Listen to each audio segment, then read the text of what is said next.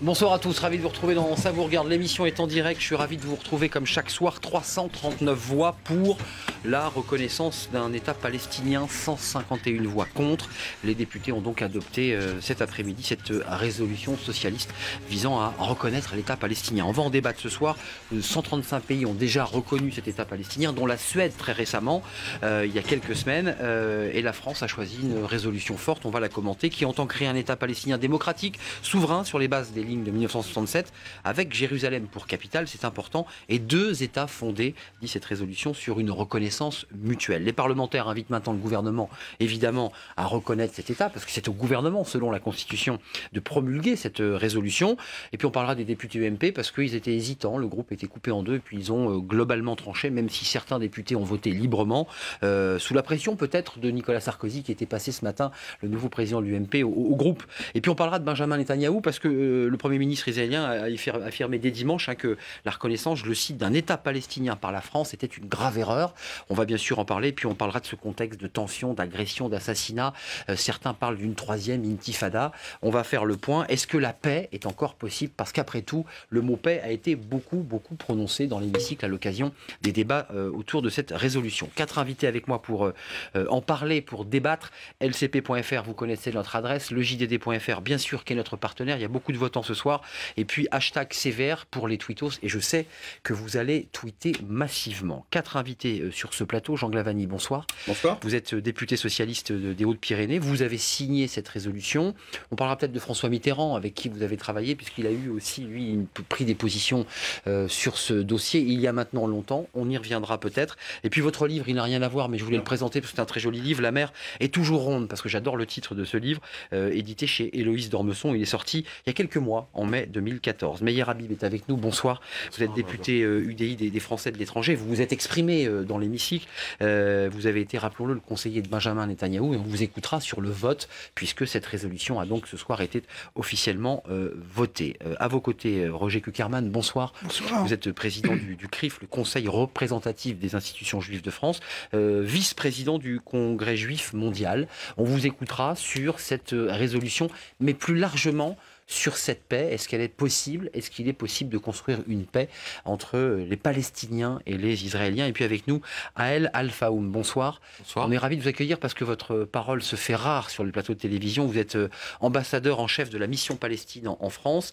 Vous êtes un diplomate de carrière, un proche de Mahmoud Abbas. On vous écoutera parce que symboliquement, vous étiez dans l'hémicycle, évidemment, dans le public, pour écouter et regarder, évidemment, ces débats et le vote de cette résolution. Regardez ce sujet d'Ahmed Tazir parce que évidemment, lui aussi était dans l'hémicycle pour entendre des débats parfois passionnés à propos de cette résolution.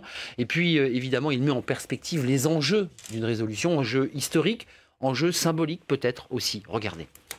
Un appel pour que les 2 peuples, israéliens et palestiniens, retrouvent, selon les mots de François Mitterrand, chacun l'irréductible droit de vivre. Un gouvernement intégrant le Hamas, équivalent de Daesh ou Al-Qaïda. Les 2 parties soient dans un rapport mieux équilibré. Cela s'appelle la reconnaissance d'un État palestinien. Vous êtes dans la communication alors qu'on est dans le sang, dans la souffrance de part et d'autre entre 2 peuples. Mais cessez de jouer avec les mots. Des débats passionnés, souvent houleux, un vote sans appel. La résolution en faveur de la reconnaissance d'un État palestinien n'engage pas le gouvernement, mais le symbole est fort. À Paris, une centaine de personnes, drapeaux palestiniens, banderoles mises en avant. Et une conviction chez eux, le vote à l'Assemblée n'est qu'une première étape. Il y aura encore un long chemin à faire parce qu'il faudra que notre gouvernement le mette en application. Et lui, il est soumis à toutes sortes de contraintes et de pressions. Et puis, si ça ne suffisait pas à renforcer suffisamment les Palestiniens pour négocier dans des bonnes conditions, il faudrait passer à des sanctions. Devant l'Assemblée nationale, une centaine de militants pro-israéliens cette fois. Ils sont en colère. Ils en sont convaincus, la résolution socialiste est une erreur. L'État de Palestine doit être reconnu, mais pas de cette manière. Il faut que les 2 parties soient invitées à retourner à la table des négociations, mais les 2 parties, pas seulement faire pression sur l'une, et favoriser l'autre. Ramallah, en Cisjordanie. Le docteur Hanan Ashraoui est une figure historique de l'OLP, le mouvement de Yasser Arafat. L'initiative française, positive, mais il faudrait aller encore plus loin, selon elle. Nous considérons que l'initiative française est positive. Mais il faut que cela se matérialise pour garantir la fin du conflit, établir un État palestinien et mettre fin à l'occupation. La reconnaissance d'un État palestinien est un objectif pour le gouvernement français, qui veut pour le moment favoriser la négociation et créer les conditions d'un effort collectif international. Aux Nations Unies, nous travaillons avec nos partenaires pour essayer, je dis bien essayer, de faire adopter une résolution du Conseil de sécurité en vue d'une relance et d'une conclusion des négociations, pour laquelle le terme de 2 années est le plus souvent évoqué, et le gouvernement français peut reprendre ce chiffre à son compte. En attendant, les territoires palestiniens connaissent une flambée de violence ces derniers jours. Jets de pierre et ripostes israéliennes, les deux communautés se font face en bouillonnant. La tension atteint des niveaux importants à Jérusalem, coupée en deux entre l'ouest israélien et l'est palestinien, et revendiquée comme capitale de l'État hébreu. L'esplanade des mosquées, lieu de prière, qui devient un lieu sensible.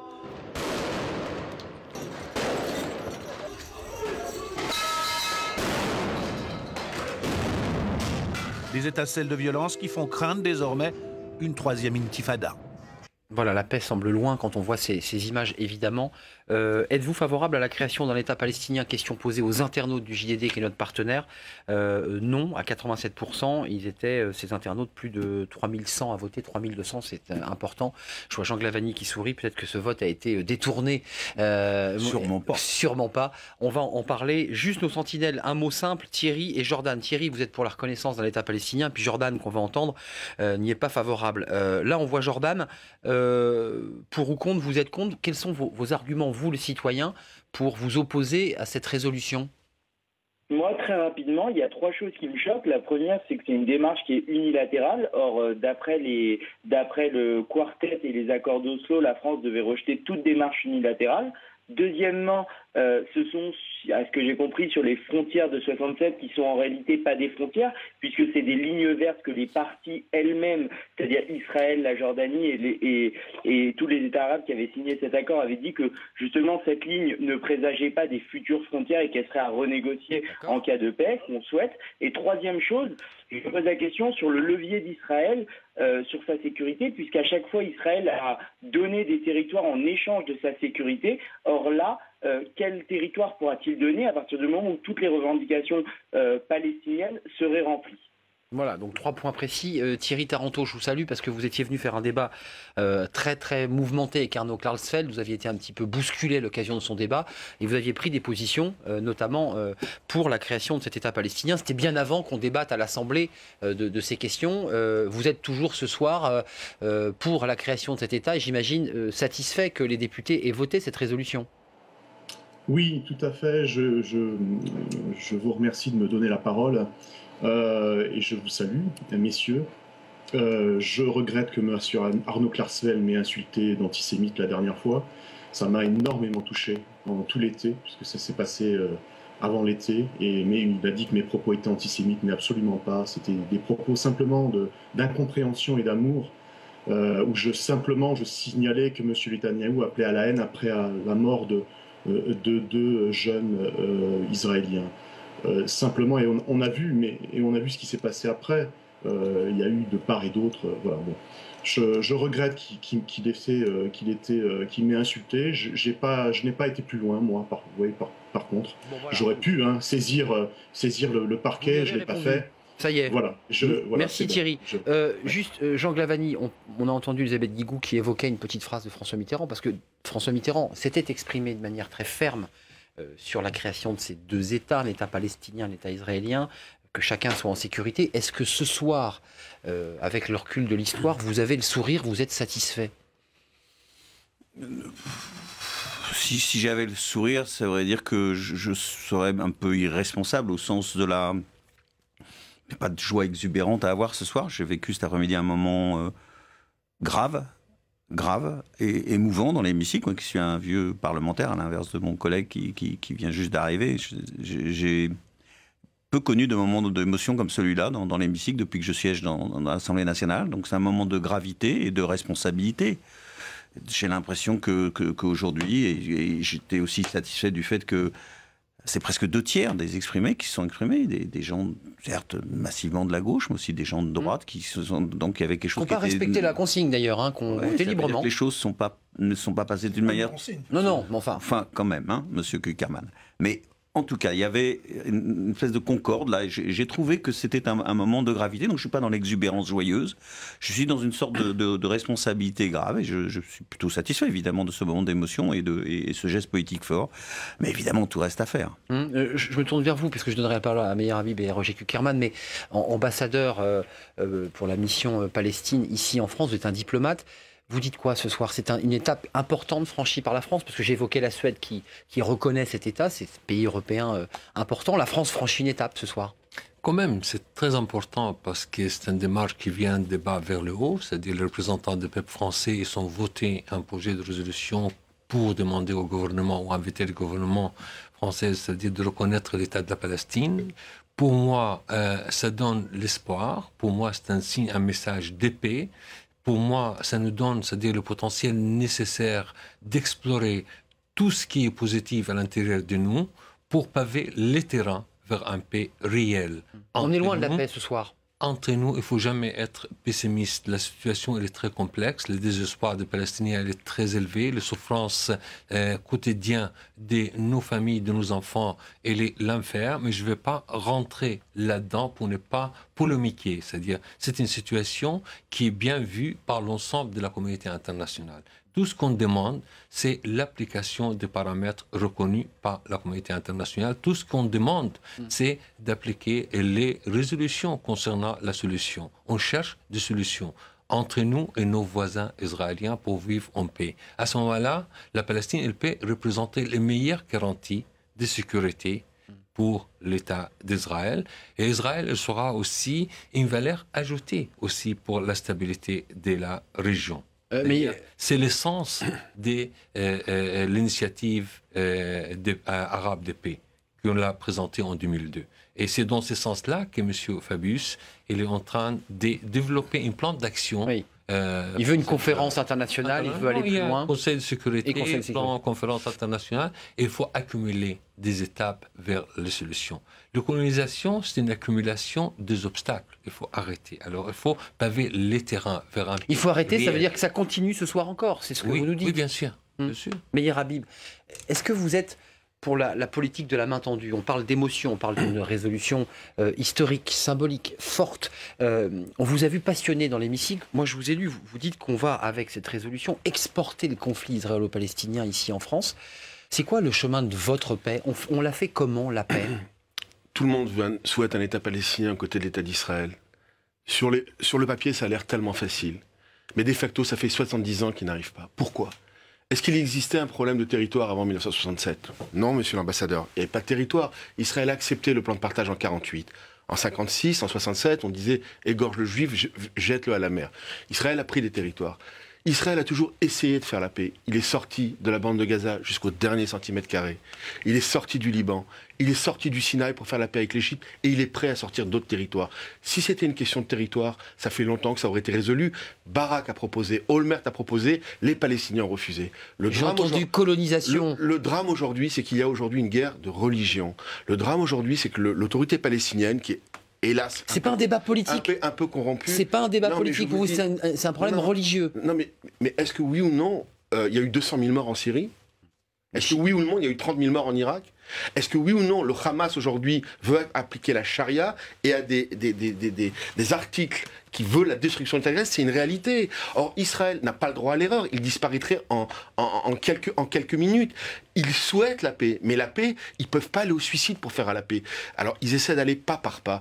Est-ce que l'ambassadeur palestinien aujourd'hui, qui est heureux parce que le Parlement a reconnu donc l'État de Palestine. Après, évidemment. Mais il nous dit c'est le meilleur rempart à la sécurité. Chers collègues, soyons précis. Le Parlement français n'a pas reconnu l'État palestinien. Il n'en a pas le pouvoir. Et il a invité le gouvernement à le faire. Alors, ce n'est que ça, mais c'est très important de l'avoir fait. Monsieur l'ambassadeur de l'autorité palestinienne, aujourd'hui, nous dit OK, nous renonçons au droit du retour de 3,5 millions de Palestiniens à l'intérieur des frontières d'Israël. Est-ce que l'autorité palestinienne aujourd'hui accepte l'existence d'un État juif? Si vous me dites oui, on va faire vachement avancer le débat. Alors, on dirait que Arnaud Ardouin. Voilà, on dirait que c'est formidable. C'est-à-dire, on a demandé l'application de droit international à résolution des Nations Unies, du Conseil de sécurité et de l'Assemblée générale des Nations Unies. Vous acceptez un État juif? On a signé un accord. Vous acceptez un État juif? Dites-moi oui. C'est pas à nous.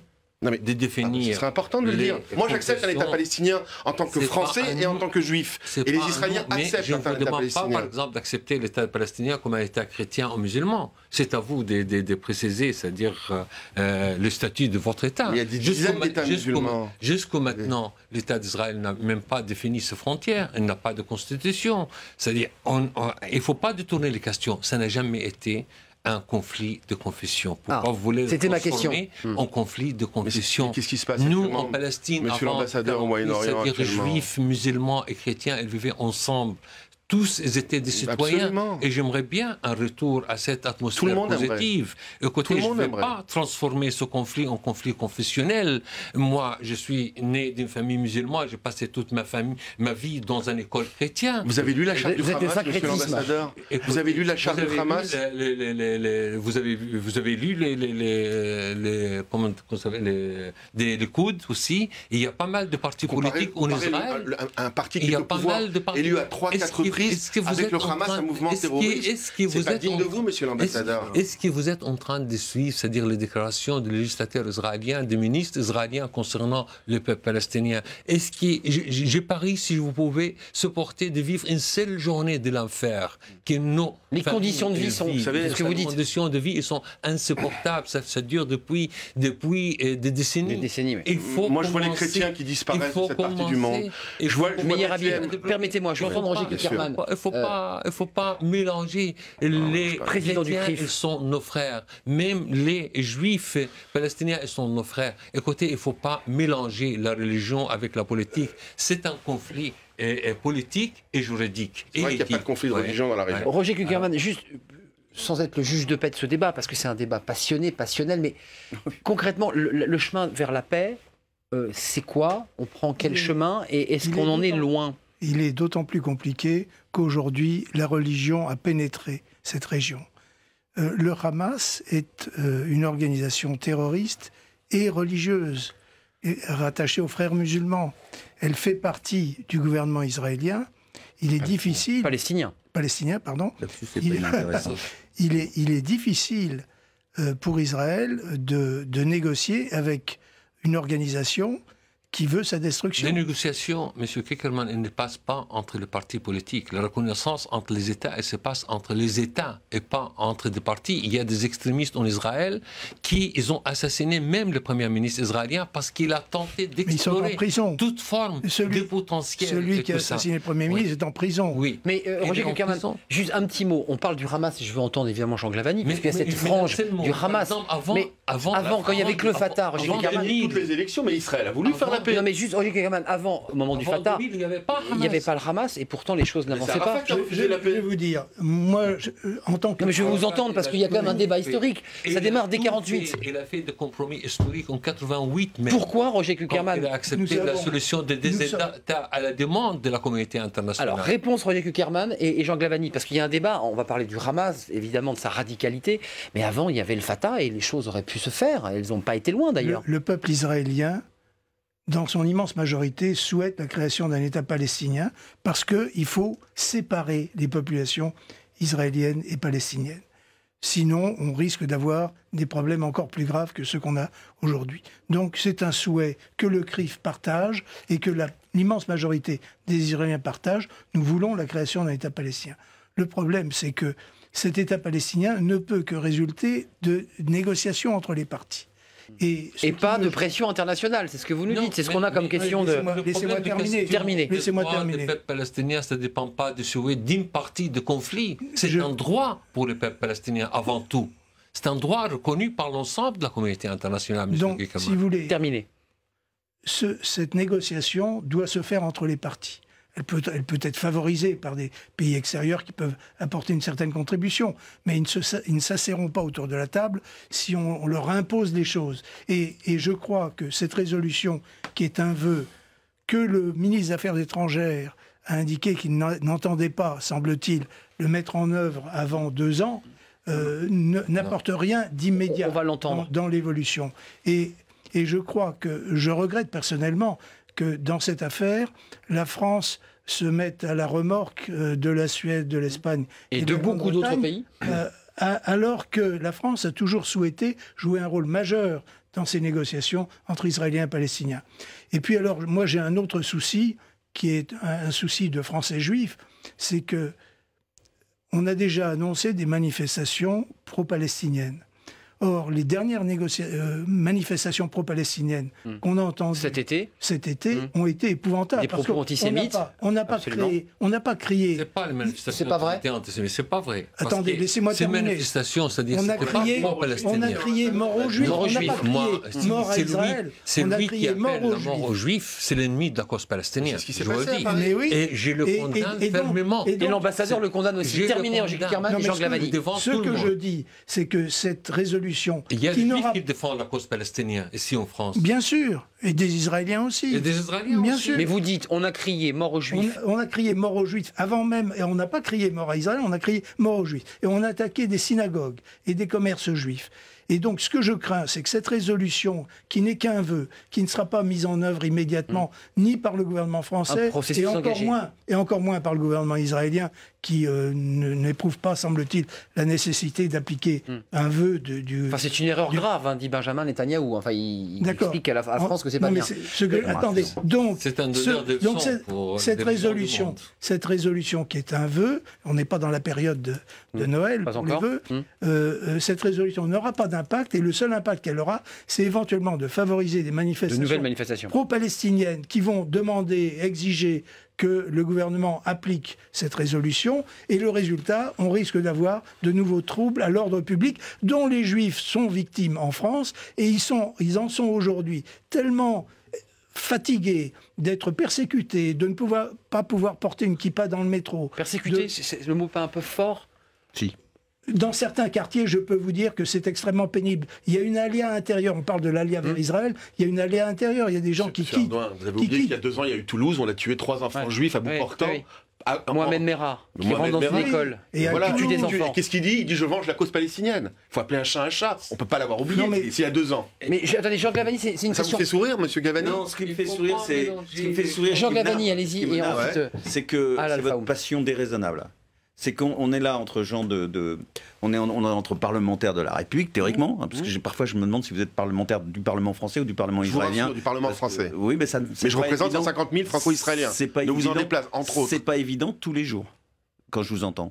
On a l'impression que vous êtes le porte-parole du Likoud. Bien. Et vous avez travaillé d'ailleurs au Likoud. Je n'ai jamais travaillé de ma vie au Likoud. Avec M. Netanyahou, en tout cas. J'ai été son conseiller francophone en France pour les affaires françaises. C'est votre passion, parce que cette passion nous éloigne de la solution. Et que vous êtes là dans l'interpellation agressive tout le temps. Mais en quoi quand je vous parle de Toulouse, il y a quelque chose d'agressif en vous rappelant de Toulouse? Mais attendez, on est là pour parler de la paix, et vous nous parlez de salopards qui ont tué à Toulouse. C'est pas ça la question, de criminels. Mais qu'est-ce qu'ils ont dit, ces salopards de Toulouse? Ils ont dit on vole la cause palestinienne. Monsieur Glavany. Meilleur Habib, je peux parler? Allez-y. Sans être comme ça, sous votre pression, comme ça, d'agressivité. Mais il n'y a pas de pression. Mais si. Avec votre permission, je parle écoutez, avec la façon qui est la mienne. Aujourd'hui, il y a 2 tiers du Parlement français qui s'est exprimé. Respectez au moins ça. Respectez au moins ça. Mais c'est pas le propos, on parle de Toulouse. Mais oui, mais c'est pas l'ordre 2 tiers du Parlement. On n'est pas là pour parler de Toulouse, on est là pour parler de la paix dans cette région. Vous l'imaginez comment la Palestine, qui serait un État? Le problème est le suivant. Tout le monde, à travers le monde, et ici autour de ce plateau, enfin, je pense, est pour une solution à 2 États. Tout le monde est pour ça. Sauf que, d'une part, rien ne progresse en ce sens, rien ne se fait en ce sens. On nous dit on va compromettre le processus de paix. Mais je dis mais quel processus de paix on va compromettre? Il n'y a pas de processus de paix. Il y a des discussions en ce moment on progresse vers la paix, on recule. On recule. Et d'autre part, c'est ça qui me paraît important, aujourd'hui, cette solution à 2 États, elle est chaque jour un peu moins possible. Elle est chaque jour un peu moins possible. C'est dans l'intérêt de personne. Et c'est pas parce qu'il y a des excités de part et d'autre, c'est parce qu'il y a des excités de part et d'autre. Mais monsieur Habib Meyer, il y a des excités odieux du point de vue du Hamas, et tant qu'il n'aura pas changé sa charte, il n'y aura pas de paix. Il ne reconnaît pas l'existence de l'État israélien. Tout là-dessus. C'est ça le problème. Mais il y a aussi des excités du côté israélien. Et dans la droite religieuse et l'extrême droite religieuse israélienne qui est au gouvernement israélien, il y a des gens qui veulent empêcher, qui ne veulent pas de la paix. Et qui aujourd'hui poussent à cette colonisation, qui à chaque fois rétrécit. C'est le nœud du problème, Jean Glavany, la colonisation. Un des nœuds du problème. Y compris quand on va jusqu'à cette colonisation, qui est aujourd'hui dont on parle peu, mais qui est celle qui vise à isoler Jérusalem-Est de la Cisjordanie pour empêcher tout règlement et toute cette. Attendez, chacun son tour. Terminé, Jean Glavany. Comme rien. On va débattre des colonisations. Comme rien n'avance. Vous allez parler. Allez, comme rien n'avance. Comme rien ne bouge. Le sens de ce message d'aujourd'hui, c'est un message de paix. C'est un message de paix, fondamentalement de paix, pour dire ça n'est plus possible. On ne peut pas rester les bras croisés à attendre que démarre ces processus de paix qui n'arrivent pas. Il faut bousculer le processus, il faut que ça se mette en place. Et donc j'espère que ceux qui devraient négocier, qui ne négocient pas, et en particulier M. Netanyahou, puisque je parle de lui, parce que moi je suis un ami d'Israël et depuis toujours. Mais je ne suis pas un ami de Netanyahou. Comme je suis un Américain, un ami des États-Unis depuis toujours, je ne suis pas un ami de Bush. C'est la gauche qui est au pouvoir. Pas du tout. Les gens de paix. C'est pas être un ami. Les gens de paix. Ça s'appelle être ami à géométrie variable. Lorsqu'on a un Premier ministre de droite, on n'est pas ami, on est ami que quand on a des Premiers ministres de gauche. C'est votre passion qui fait dire ça. C'est votre façon d'être ami. Vous êtes jeune, vous êtes passionné. C'est gentil. Je suis passionné, je suis comme je suis. C'est pour ça que j'ai été élu. Je suis pour ceux qui font la paix. Mais moi, Netanyahou, il ne fait pas la paix. Vous avez raison, Monsieur Glavany, je vais vous faire une confidence.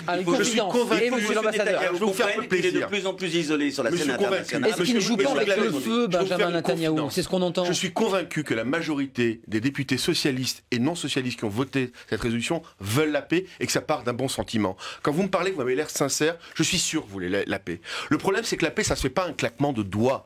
Le problème, c'est que ça fait 70 ans qu'il y a un État qui est un minuscule État, qui fait deux fois la Dordogne, qui veut faire la paix. Mais Israël est seul. Barak a tout donné. Arafat a refusé. Olmert a tout donné. Arafat a refusé. Mais je vais vous dire quelque chose. Mais c'est une réalité au-delà de la passion. C'est une réalité. Vous pensez que c'est un conflit de territoire. Je crois, hélas, que c'est une guerre de religion. On a bien entendu. Et hélas, la réalité des choses, chaque jour me donne un peu plus raison. C'est la réalité. Est-ce que vous avez vu la visite du pape en Terre Sainte, lorsqu'il a donné une messe en survolant Israël, en arrivant directement pendant toute la messe, il vient une fois tous les 10 ans ou tous les 15 ans, il y avait un mousine qui couvrait la messe du pape. Bethléem était peuplé de 82% de chrétiens depuis les accords d'Oslo, mais c'est factuel, monsieur Glavany. Il n'y reste plus que 18%. Pour factuel, je peux vous raconter ce qui se passe à Jérusalem. Jérusalem-Est tous les jours. Non, mais Jérusalem-Est, c'est la capitale du peuple juif. Si on se jette des faits à la figure, on ne fait rien progresser. Ce qu'il faut, c'est regarder l'avenir. Regarder le chemin qui mène à cet avenir. Al-Faoum et Roger Kerman. Juste un mot. Il y a deux sujets très sensibles qui sont des point d'achoppement. On va évoquer Jérusalem, c'est une question fondamentale, mais il y a la question du Hamas. Je vais vous poser la question, puisqu'elle est évoquée. J'entends Roger Kuckerman qui dit, mais on est pour la paix.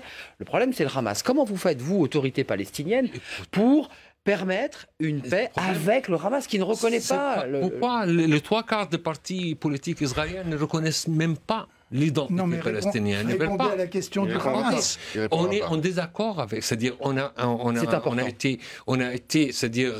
signé, on a respecté tous nos engagements, y compris l'engagement de reconnaissance mutuelle entre la Palestine et l'État d'Israël. Comme je dis, la reconnaissance, elle se passe entre les gouvernements, entre les États, et pas entre les partis politiques. Même quand on a développé l'approche de créer un gouvernement de réconciliation nationale, le président Mahmoud Abbas a déclaré clairement, c'est-à-dire et publiquement à tout le monde, que tous les membres de ce gouvernement, il faut qu'ils respectent tous les engagements et tous les accords signés par La charte le gouvernement du Hamas actuel, contredit totalement. C'est un gouvernement de technocrates pour couvrir Mais un c'est une besoin épine dans le pied de la tout paix, ça. monsieur l'ambassadeur, le Hamas. La charte du Hamas dit non seulement qu'il veut la destruction de l'État d'Israël, il veut la mort des Juifs. Malheureusement, il alimente le désespoir des Palestiniens qui poussent certains partis et tout ça. Monsieur l'ambassadeur, le Hamas, il gagne toutes les élections. À chaque fois qu'il y a une élection, c'est les islamistes qui ont gagné. Écoutez, c'est la démocratie. Comme chez vous, par exemple, il y a des partis.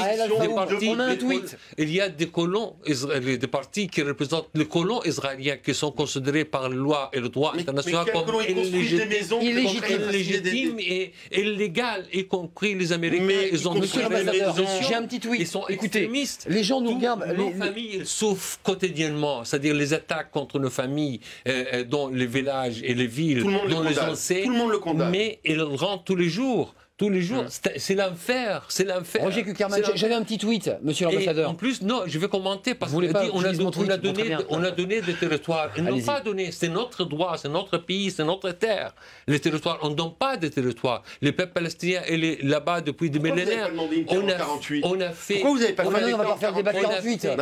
On se projette dans la paix, Meir Habib. Un compromis historique pour accepter, c'est-à-dire à développer l'essence des pays de voisinage. Alors vous refusez le droit du retour de 3 millions et demi de... Roger Kuckerman, j'ai posé une question sur le Hamas, j'avais un tweet sévère, à quoi bon créer un État dont on a la certitude, j'imagine l'État palestinien puisque le tweetos n'avait pas assez de signes, à quoi bon créer un État dont on a la certitude qu'il ne sera pas démocratique? Ça vous choque un tweetos qui écrit sur un tweet dise que quand on crée un État palestinien, à quoi bon créer un État palestinien dont on a la certitude qu'il ne sera pas démocratique? Ça vous choque? Non, mais c'est important. Le peuple palestinien, c'est le plus démocratique de la région. Écoutez, mais il n'y a pas un seul État arabe démocratique. On a développé l'essence de la démocratie sous l'occupation. La Tunisie, c'est-à-dire vous traitez le peuple palestinien comme s'il vit de conditions naturelles et normales. Chacun son tour. On a subi l'occupation, on a subi, c'est-à-dire notre catastrophe depuis 67 ans. C'est-à-dire qu'on subit tous les jours. Roger Kuckerman, j'ai posé la question sans détour à monsieur l'ambassadeur sur la question du Hamas qui effectivement gagne les élections, veut tuer des juifs et ne reconnaît pas l'existence de l'État israélien. Côté Israël, il y a une radicalité. Comme ambassadeur de Palestine, je suis contre tous ceux qui demandent de tuer les juifs et tout ça. Écoutez, il n'y a pas d'alliés ou pas d'alliés. On peut s'allier avec Al-Qaïda ou avec Daesh? Non, bien sûr que non. Bien sûr que non. L'amalgame, il y a une différence entre Daesh et le Hamas? Pour moi, il n'y en a pas. Il n'y a pas de bons et mauvais terroristes. Les liens n'est pas avéré. Ils appliquent la charia. Attendez, monsieur l'ambassadeur. Ils nient l'existence de l'identité palestinienne. Il y a des partis d'extrême droite israélien qui ne veulent même pas reconnaître qu'il existe. Monsieur l'ambassadeur, je vais juste poser une question simple. On a évoqué le Hamas et cette question elle est importante. Il y a la question des colonisations. Imaginons que le processus de paix, cette conférence internationale, voit le jour puisque le processus historique est engagé. La résolution a été votée aujourd'hui par les députés. Que faites-vous des colonies? Que faites-vous de ces maisons que l'on construit sur des territoires et qui doucement empiètent sur l'espace palestinien, qui est une réalité. On a été à 2 doigts de la signature de la paix, dans 2 cas qui ont été cités par Meir Habib, quand Olmer était Premier ministre et quand Ehud Barak était Premier ministre. Et si le Premier ministre, à l'époque, palestinien, avait accepté de signer, la paix était là. Moi, je me souviens de 1994, j'étais à Casablanca, il y avait une grande conférence internationale chez le roi Hassan II, il y avait 500 Israéliens, il y avait tous les présidents et rois de tous les pays arabes, à l'exception de Saddam Hussein et de Assad. La paix était possible, mais on a 2 fois offert aux Palestiniens la possibilité de conclure un accord avec des retraits israéliens, de grands sacrifices de toute nature, et malheureusement...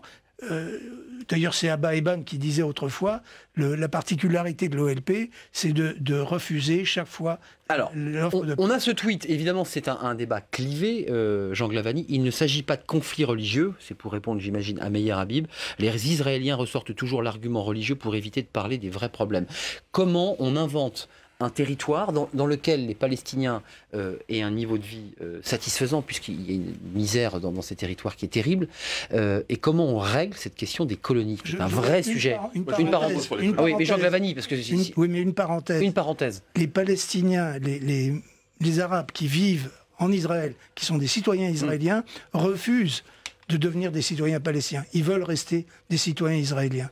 Il y en a 1,5 million. Hein. Ah oui. Pour un État apartheid, c'est pas mal. Jean Glavany. Bon, moi, je n'ai aucune espèce de sympathie, c'est le moins qu'on puisse dire, ni avec la charte du Hamas, ni avec ses modes de fonctionnement, ni avec ses modes d'action, ni avec les actes qu'il peut perpétrer.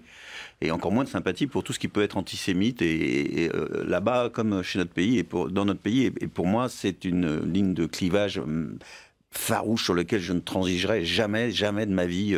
Je crois qu'on n'a pas le droit de concéder quoi que ce soit l'antisémitisme. Bon, une fois qu'on a dit ça, au moins on a dit des choses de principe qui sont fortes, mais ce que je veux dire, c'est qu'il s'agit de savoir comment on fait concrètement dans la situation où nous nous trouvons. Ou bien, nous nous jetons des anathèmes. Et on se dit, le Hamas... Et il y a le Hamas. Et puis, de l'autre côté, d'autres répondront oui, mais les partis d'extrême droite religieuse israélienne, etc. Et puis on dira. Ils construisent des maisons, c'est pas pareil. Au pire des cas, ils construisent des maisons. Les autres, ils tuent. Il termine. Oui. Chacun développe. Attendez, monsieur l'ambassadeur. Et chacun son tour. On se jette les anathèmes, comme malheureusement, meilleur ami, vous le faites tout le temps. Non. Ou bien, on fait un pari sur l'avenir. Si on se jette des anathèmes, on ne bouge pas. Vous avez raison. On ne bouge pas, on n'enclenche rien. Aucun processus de paix, aucune discussion. On se jette des anathèmes. Et on met un mur. Ou bien, on rentre dans une logique. Alors, la logique, c'est celle du mouvement et de ce mouvement qui crée la nouveauté et qui crée des... Moi, je peux vous dire une chose.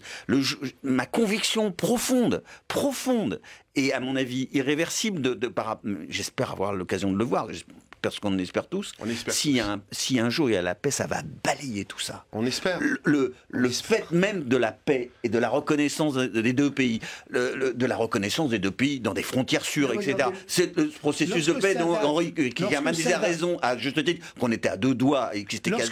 Le pire de tout, c'est que nous savons tous ce qu'il faut faire. Et ce qui est consternant, c'est que personne ne savait. Donc je dis, terminez, Jean Glavany. En 10 secondes. Non, donc, en 30.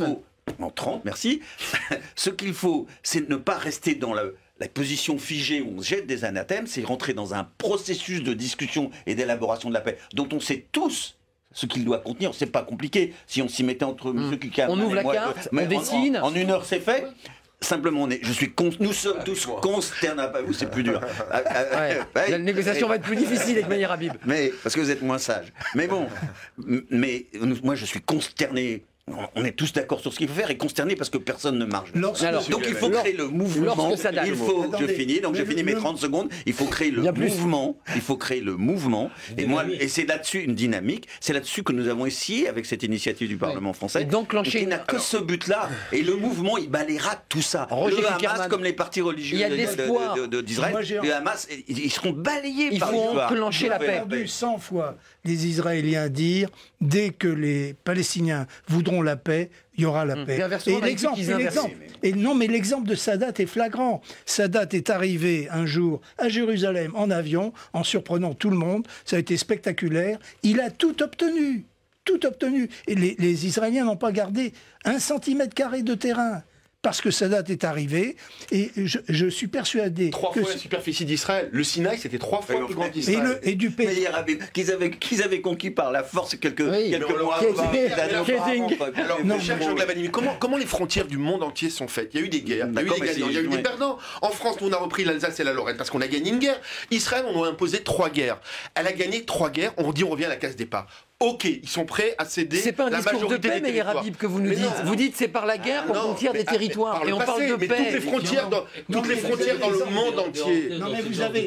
Mais attendez. Moi je voudrais comprendre. On parle de colonisation. Je voudrais tordre le cou. On parlait de paix ce soir. Non mais voilà. C'est quoi ce qu'on appelle colonisation? C'est construire des maisons. Il n'y a pas eu une nouvelle implantation depuis des années en Israël. Mais il y a une croissance naturelle.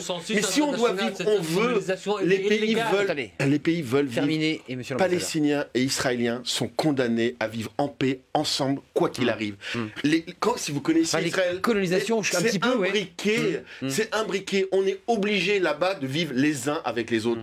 Et chacun doit tolérer l'autre. Des Palestiniens peuvent vivre dans l'État d'Israël et des Israéliens peuvent vivre dans le futur État palestinien. Est-ce que ça vous paraît possible? Or, par exemple, Mahmoud Abbas dit pas un seul juif dans le futur État palestinien. Il n'a pas dit un seul. Alors, réponse. Pas un seul soldat israélien, parce que l'armée israélienne, il y a des Druzes et c'est différent. Non mais attendez, il va de soi qu'il n'y ait pas de soldats israéliens. Pourquoi vous tentez de transformer l'histoire et le nouvel? Roger Kierkegaard, les Arabes israéliens doivent choisir ou pas? concrètement. Moi, je ne vais pas rentrer dans... C'est à eux de décider. Ils choisissent leur camp, excusez-moi de le dire comme ça. Bien sûr, non, mais lorsque les Arabes palestiniens voudront la paix, ils l'auront. Le problème, c'est que chaque fois qu'Israël s'est retiré unilatéralement d'un territoire, il a été immédiatement conquis par des extrémistes. Il s'est retiré du sud Liban. C'est la faute d'Israël, c'est pas... c'est la faute d'Israël. Bien sûr, on a demandé de négocier, c'est-à-dire de mettre... Il s'est retiré de Gaza, il y a eu immédiatement le Hamas. Donc, il ne peut pas se retirer des territoires s'il n'y a pas une négociation avec un partenaire qui accepte de négocier et qui accepte de signer la paix. Mais qui est votre partenaire pour la négociation? L'autorité palestinienne? Qui sera autour de la table? Excusez-moi, c'est important cette question, parce qu'on va être concret. Quand d'évacuer Gaza, il n'a même pas, c'est-à-dire parler avec l'autorité palestinienne. Il a refusé de coordonner l'évacuation de l'armée israélienne de Gaza. Oui. Eh ben, alors, ça a été une leçon pour les Israéliens. Non, mais il y avait des négociations entre nous. C'est-à-dire on aurait dû se mettre d'accord de façon à évacuer l'armée israélienne de Gaza, à se mettre d'accord sur l'ouverture de frontières, sur la liberté des gens il faut un accord, c'est vrai.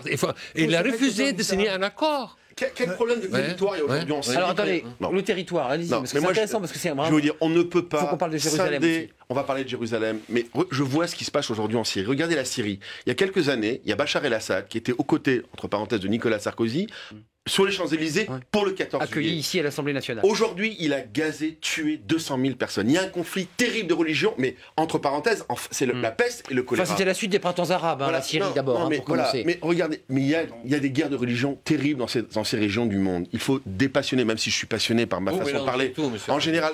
Mais comment vous pensez que tout est imbriqué factuellement pour l'instant? Est un mouvement, c'est factuel. C'est factuel. Il veut appliquer la charia. Ils le disent. C'est un mouvement islamiste. C'est pour ça que mon collègue Jean Glavany, qui veut la paix, qui est sincère, mais on ne peut pas dire que le Hamas, c'est pas comme Al-Qaïda ou c'est pas comme Daesh. C'est pareil. Il n'y a pas de bons et de mauvais terroristes. Non. Jean Glavany, un mot important parce que je pense que vous êtes dans l'amalgame qui vise à faire peur et toujours. Et donc le Hamas, pour lequel je n'ai pas la moindre tendresse. Je l'ai dit une fois, j'ai dit et dont je combats les thèses et dont il faudra effectivement que l'autorité palestinienne puisse s'affranchir dans un règlement de paix. Ça me paraît tellement évident. Mais pourquoi vous dites c'est pas Daesh? C'est Daesh, c'est pareil. Non. Attendez, juste, il y a des dégradations, Thierry. parce que je pense que le Hamas, il sera balayé par le processus des paix. Ces thèses seront balayées par le processus. C'est la paix qui sera plus forte. Pour l'instant, c'est lui qui balaye tout. Il a balayé l'autorité palestinienne. Donc le jour où il y a un processus de paix, ça va révolutionner la région. Ça va révolutionner aussi bien les Palestiniens et le Hamas que Israël. Alors Thierry Taranto, allez-y. Tout le monde ne le montre pas. Thierry, on a une sentinelle qui veut s'exprimer. Vous étiez favorable, j'entendais, à l'État palestinien. Un mot. Vraiment, j'espère que l'un de ces jours, cette émission pourra être un peu plus longue, qu'on pourra vous donner un petit peu plus de... Arnaud Ardouin, j'espère qu'on pourra vous donner un peu plus de temps, parce que c'est super important, c'est une émission participative. J'ai deux questions. Première question, pourquoi les résolutions de l'ONU ne sont pas respectées? Jamais. Je ne comprends pas pourquoi les résolutions de l'ONU ne sont pas respectées. Parce que ce conflit a un écho dans le monde entier, donc c'est très important. Ce serait super important que les casques bleus aillent dans ces parties. Pourquoi? Qui empêche les casques bleus d'aller dans ces parties? Deuxième question pour terminer. Pourquoi notre président, M. François Hollande, s'affiche aux côtés du Premier ministre israélien, qui apparemment, d'après ce que j'ai entendu, vous dites qu'il est d'extrême droite, alors qu'il critique Marine Le Pen, dont il dit qu'elle est d'extrême droite. Voilà, deuxième question, j'espère que vous pourrez me répondre. Les casques bleus, messieurs, parce qu'il y a un vrai débat évidemment sur cette question. Les casques bleus, ils ont la détente facile. Dès qu'il y a un coup de feu, ils s'en vont. Donc ils servent à rien. Donc c'est l'armée israélienne qui doit faire le boulot. Vous laissez dire ça. Vous savez, moi je suis élu d'une ville, Tarbes, où il y a actuellement où il y a deux régiments, et il y a des militaires qui sont au sud Liban. Je peux vous dire des parachutistes. Des parachutistes du premier, en ce moment c'est même le premier RHP, ils sont là-bas. C'est courageux ce qu'ils font, et vous n'avez pas le droit de dire ce que vous voulez dire.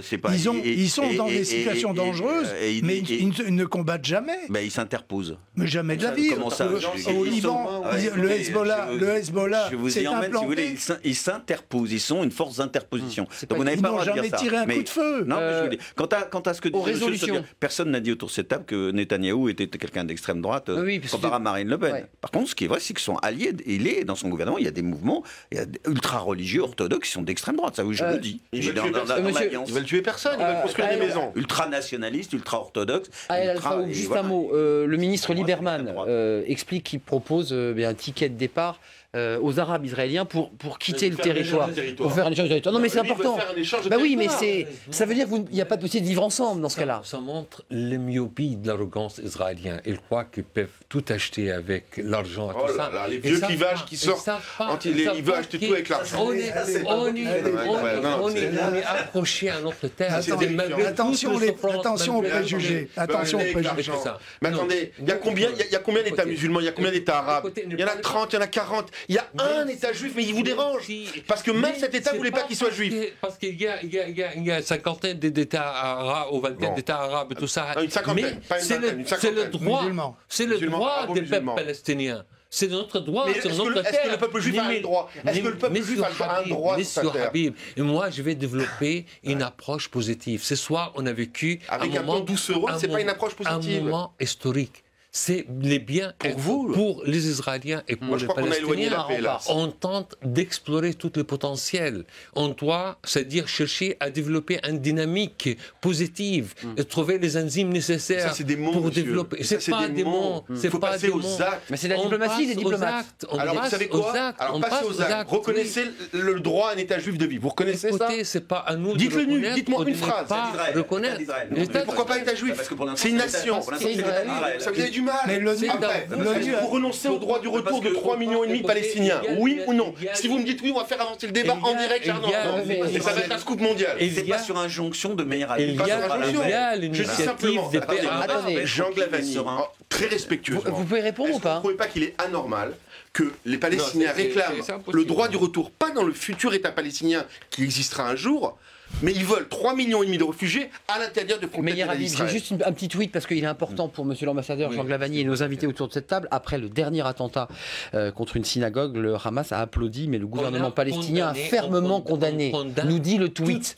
Le malentendu est là. Faux. Vous l'avez dit en plateau. Je vais vous rappeler. Vous dites que Mahmoud Abbas a deux discours. Mahmoud Abbas a envoyé une lettre de félicitations à un terroriste. Mahmoud Abbas, c'est factuel. Ce que je vous dis, vous pourrez vérifier. C'est très factuel ce soir. Il a envoyé une lettre de félicitations, hélas, à un terroriste qui a poignardé un Israélien à Jérusalem en lui expliquant qu'il faisait ça pour la libération nationale. C'est ce qu'il a fait. Alors il a un double langage, en anglais et en arabe. Vrai ou faux? Tout est faux. C'est-à-dire l'autorité palestinienne, le président Mahmoud Abbas, il a eu le courage toujours de condamner tout un acte de violence ou criminel contre les civils. Mais il a condamné tous les actes contre les civils, que ce soit palestiniens ou israéliens.